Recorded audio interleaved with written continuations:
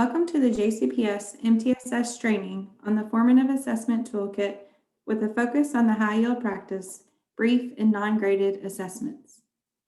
I am Melissa Logston, MTSS Engagement Resource Teacher for Elementary Zone 3. I am April Bemker, MTSS Engagement Resource Teacher with the AIS Zone, working with middle and high schools. Please take a moment to type the case-sensitive bit.ly that's located on the left-hand side of the screen into your web browser to save for future reference.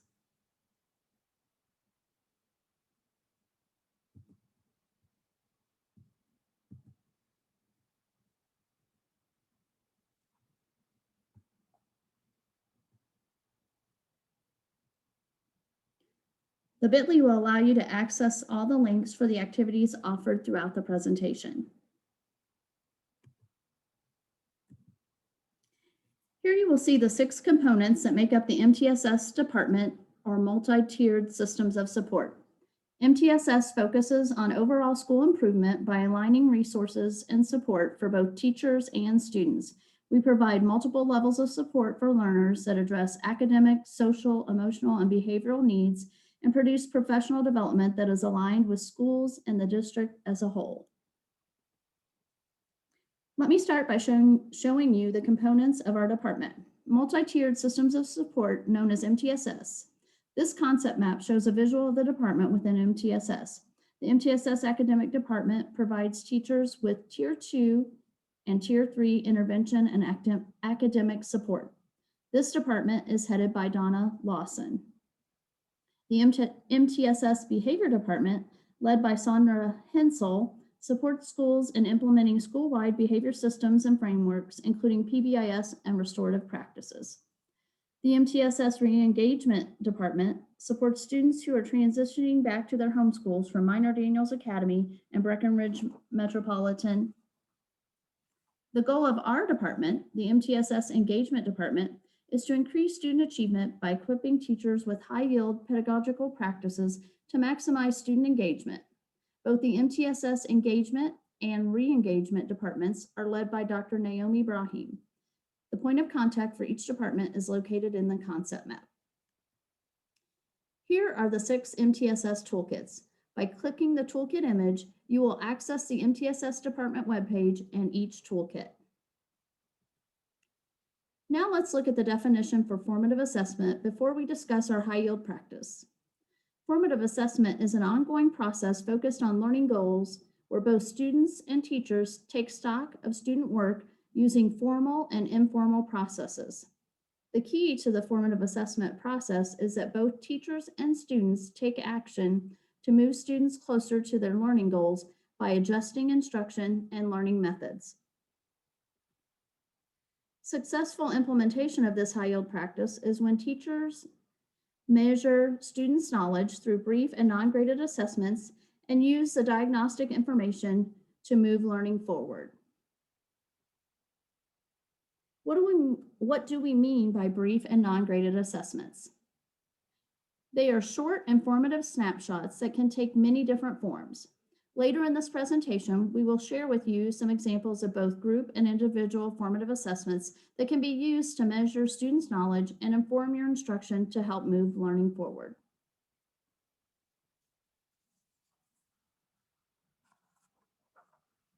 Before we dive into the benefits of formative assessment and some examples, we're going to do an initial self-assessment reflection activity. You could use this activity as a brief formative assessment to assess your students' understanding of a particular concept or learning intention. You could also extend the reflection to a 4 corners activity where you label each corner with one of the 4 choices and have students go to the corner that represents their level of understanding. On the slide, we list 4 choices ranging from what we call the dirt road, where you are just at the beginning stages of understanding and using a variety of brief formative assessments, up to the interstate, which means you are very knowledgeable on this topic and could assist someone else in their understanding. Take a moment and reflect on which road you would choose, the dirt road, the paved road, the highway, or the interstate, and why.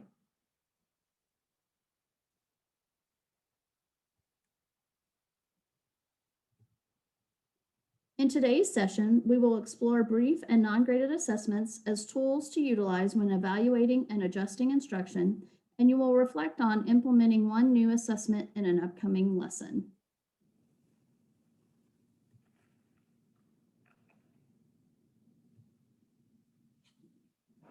Here are the steps to the formative assessment process. We are going to look closely at using teacher-designed formative assessments to elicit evidence. There are many benefits to using formative assessments. To highlight a few, they help us, as teachers, make data-driven decisions to adjust instruction, increase rigor, and address individual student needs. They also boost our students' motivation and engagement while helping them to become self-regulated learners. Here are some key things to consider when developing formative assessments. We need to keep in mind that eliciting evidence of student learning is intentional and planned. It should be a key aspect of the lesson design process, implemented when a lesson is enacted. Just like with other aspects of lesson design, teachers may use their professional judgment to adjust evidence gathering strategies while they are teaching. But eliciting evidence of student learning shouldn't be on the fly, but part of a strategic plan to support students to achieve their intended learning. Also, within the lesson design process, priority should be given to the strategies that engage students deeply in disciplinary discourse. This means more than just talk about the content in a classroom, but opportunities to share and build upon thinking rooted in the discipline. The whole point of eliciting evidence of student learning is to allow students to manage their own learning and teachers to reflect on and adjust their instruction. So evidence gathered must provide information that goes deeper than got it or didn't get it, to provide a more complex understanding of where students are in their learning, to inform forward-looking decisions about next steps in learning. Finally, the process of eliciting evidence for the formative assessment process is not separate from teaching and learning. It should take place while the learning is happening so that the information can inform immediate next steps and ensure students are making progress. We are going to focus on 4 different formative assessments that you can use with a group of students. While students are working in small groups, the teacher can circulate around the room, listening to students' responses, noting any instructional gaps, and guiding students' learning as needed. When using these assessments, it is important to remember to ask questions that require higher-level thinking skills. At the end of this presentation, you will see a reference slide where there is a link to more types of formative assessments. The first group formative assessment we are going to look at is inside-outside circle. Students will form 2 different circles. Half of the group stands in a circle facing outward, while the other half forms a circle around them facing in. Students will answer questions the teacher has prepared. It is important to give students questions that require higher level thinking. The teacher will prompt one circle to rotate and continue the process until complete. With numbered heads together, students are in small groups. They answer a question posed by the teacher independently. When signaled, students will put their heads together and discuss their answers and come up with a consensus on their team's answer. They then sit to show the teacher they are ready to share. The teacher will call on one student from each group to share. On the next slide, we will watch a video clip of a class completing numbered heads together.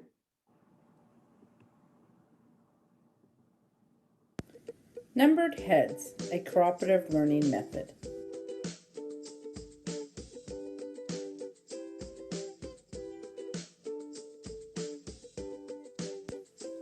Students number off, in this case, from 1 to 6. Or you can assign numbers to the kids at each table group. I write them on their desk. This group only has 3 kids, so each kid is assigned 2 numbers.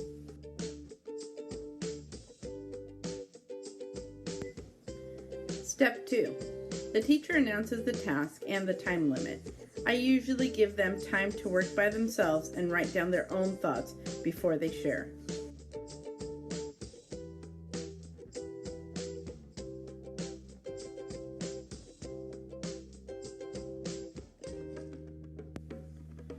Step 3. Students put their heads together to do the activity and ensure that the whole group completes the task. I have the timer on my overhead and I always give them 1-minute warning. For this activity, I gave them a paragraph from the benchmark and they had to discuss what it meant.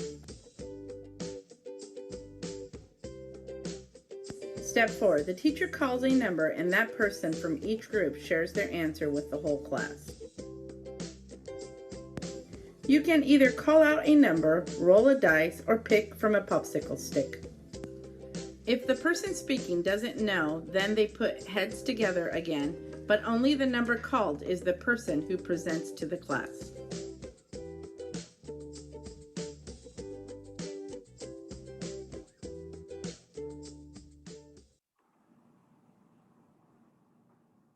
Another group formative assessment is Showdown. Students need to be in small groups. The teacher will first select one student to be the captain for each team. The captain will read a question that the teacher has prepared beforehand. Each student will answer the question independently on a whiteboard or pencil and paper. As students finish, they will turn their board or paper upside down to signal they are ready. The captain will call Showdown when all the group members are ready. One by one, they will share their answers. As they are sharing, they will check for accuracy, celebrate answers, and/or coach their peers. When finished, they will rotate the captain role and move on to the next question. We will watch Showdown in action on the next slide. Showdown I use normally at the end of a session of lessons. Let's say they've done a piece of grammar, for example, in a French lesson on a tense, and just to test their knowledge and how much they've actually learned and test their coaching ability, we use Showdown at the end of that session of lessons. Right, okay then, what I want you to do then, please, I want you to number off from the person with the shortest hair being number 1 on the table. I want you to number off 1, 2, 3, 4 in a clockwise direction, okay? 1, 2, 3, 4. Is that the way the clock goes? Right, first of all, I need number 2s to come to me, please. Alright, number 2s, I want you to take those, I want you to put those English side down on the table. Sorry, English side up on the table, just in your pile in front of you, they're yours, okay? Right, you are the captain for this round, number 2s. And what we're going to do is, I'm going to model with this group first how we're going to do this. This is called Showdown, alright? You've done this before. So first of all, what you need to do, this table, I want you to take out the whiteboards from the box, please. And get yourself a pen as well. And a little rubby outy thing to wipe off and make sure you've got a clean side. Okay, so you need a pen and a whiteboard and a little piece of tissue to make sure you've got a clean side. Alright? So, okay. Now number 2 is you're going to be captain in the real thing, but I'm just going to show you, I'm going to dip it here, I'm going to pretend that I'm the captain for this round, okay?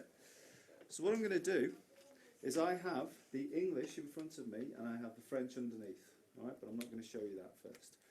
What we're going to do is I'm going to ask you a phrase in French, in English, and you're going to write the French down on the whiteboard for me, okay? But I want you to make sure that nobody else can see what you're writing, because it's got to be all your own work. Don't start writing yet. I'm going to give you some think time before we write anything down at all, because that's really important. All right? I'm going to give you an English phrase. You're going to try and write the French down. As soon as you've finished, you are going to show everybody in your group that you have finished. Does anybody know how you do that? What's the signal to show everybody?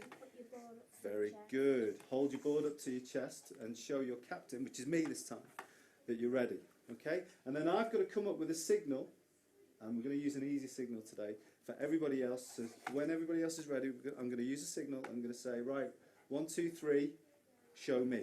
And I want everybody to show me what their answer is. Okay? So here we go. You ready? Here's my question to you. I want you to write for me, please, in French, the word for a town. A town. That's the word for a and the word for town.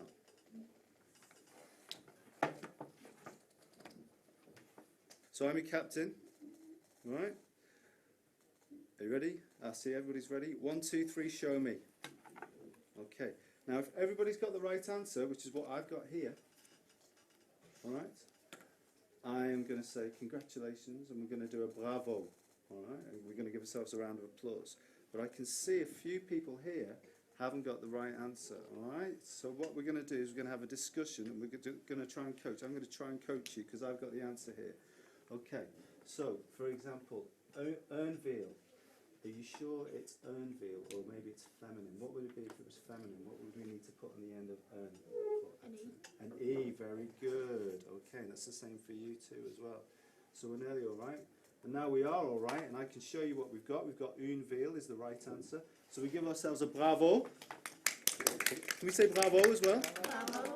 And then if I'm clockwise, who am I going to pass to next? Who am I going to pass as captain to next? Who's going to do the job next?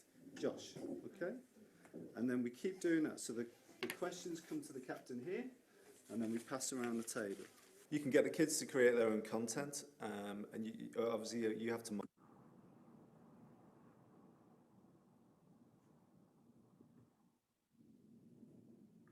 The last group formative assessment we are looking at is fan and pick. Students will need to be in groups of 3 to 4 students. Each student will have a role: fan, pick, answer, and respond. If you have groups of 3, you can combine the 2 roles, fan and respond. It is recommended that you use some type of map, like pictured, to help the students remember their roles, especially as they rotate roles, but it is not required. There is also a video example linked at the bottom of this slide if you would like to watch after this training.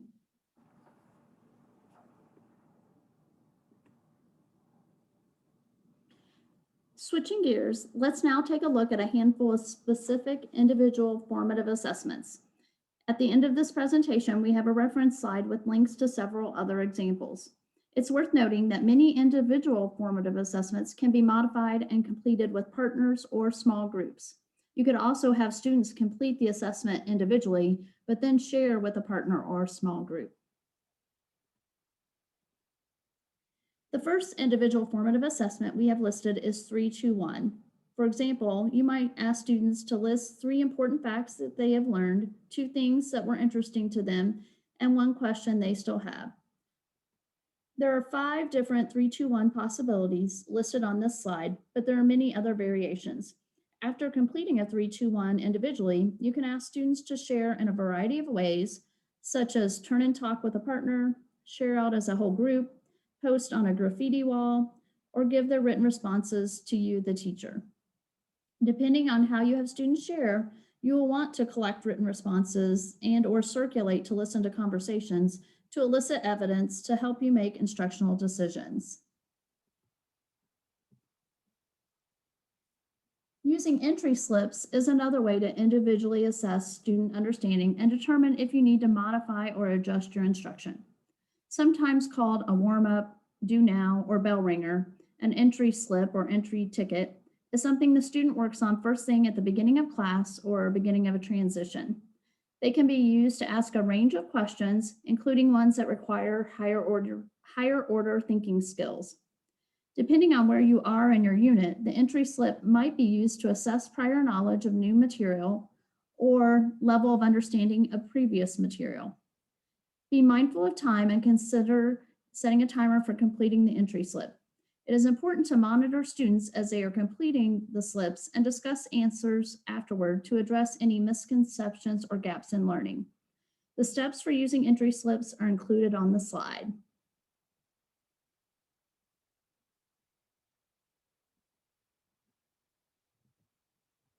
Similar to entry slips, you can use exit slips or exit tickets to help you assess if students have caught what you taught and plan for the next lesson or unit of instruction. They can also be used to ask higher level thinking questions.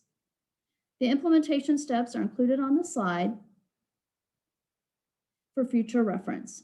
Depending on your purpose, it might be helpful to sort the tickets into piles or with a spreadsheet if completed electronically by level of understanding, which will help you target learning gaps and individual student needs. Consider starting the next lesson with interesting ticket responses or with a graph or chart that highlights common responses. Another individual assessment is quick write. This brief writing activity can be used at any point in a lesson. Some suggested implementation steps are included on the slide. There are many variations for this activity as well, such as using a prepared prompt or having students write individually and then share in pairs, small groups, or in a chalkboard splash activity where they display their responses in some way and students provide written feedback or reactions to each other. Another variation is quick draw, which is like quick write, except you have students create a visual image to represent a concept or big idea.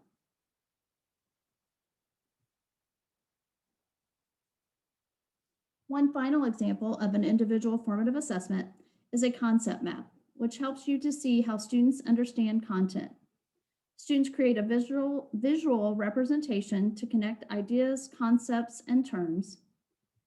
If scaffolding is needed, you could start by providing all or some of the terms to be used, or by providing a partially completed concept map, and then build up to having students coming up with all the components themselves.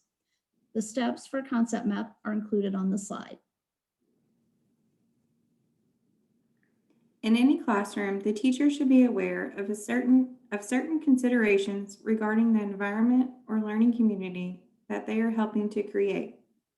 Knowing the backgrounds or cultural norms for students within the classroom will lead to more engaging and effective instructional practice.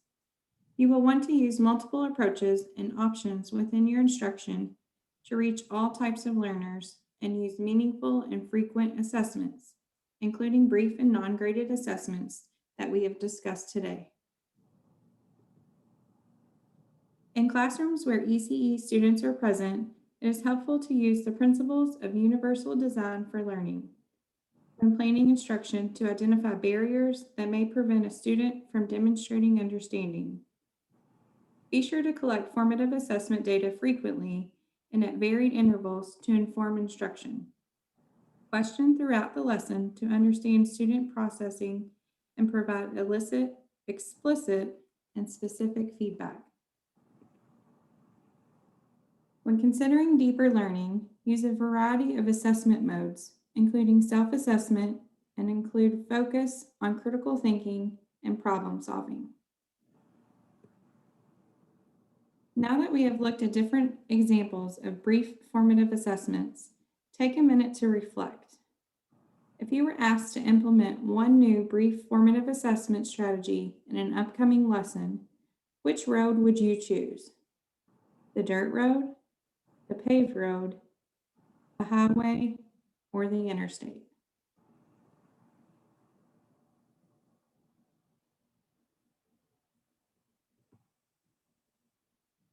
Here's a list of references that were used throughout the presentation.